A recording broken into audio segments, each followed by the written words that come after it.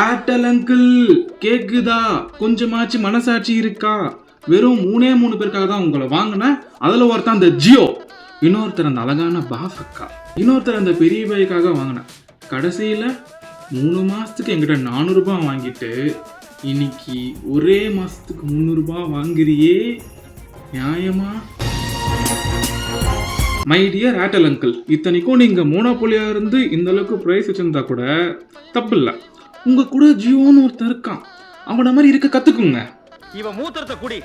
ஏன் இதை நான் சொல்றேன்னா, ஒரு காலத்துல நாமெல்லாம் ஒரு குடும்பமா இருந்தோம். நீங்க ஏர்செல்லு, ஐடியா, வோடாஃபோனு, பிஎஸ்என்எல் இவங்கெல்லாம் ஒரு குடும்பமா இருந்தோம். குடும்பத்தை கெடுக்கவே ஒருத்தன் வந்தான், அவன் தான் ஜியோ. வந்தான், ஒரு ஆஃபர் விட்டான், உங்களோட கஸ்டமர்ஸ் எல்லாத்தையும் அந்த கூட்டிட்டு போயிட்டான்.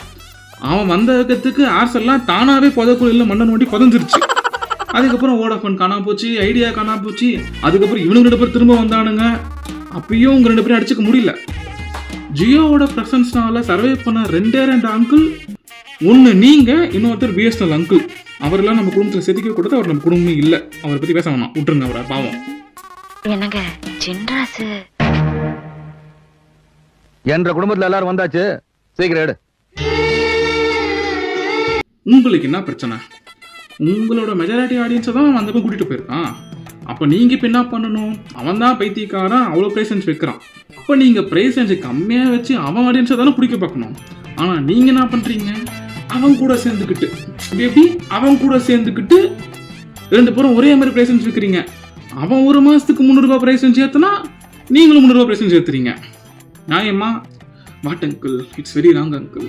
நீங்கள் தான் வேறு 2 ஒத்த கால் இந்த சிம்மை வாங்கினால உங்களோட ஆணவத்தையும் அப்புறத்தையும் அழிக்க ஒருத்தன் வருவான் அங்கிள். அவனை தான் நான் குடும்பமே இல்லைன்னு சொல்லிட்டேனே. நல்லா இருங்க, போங்க.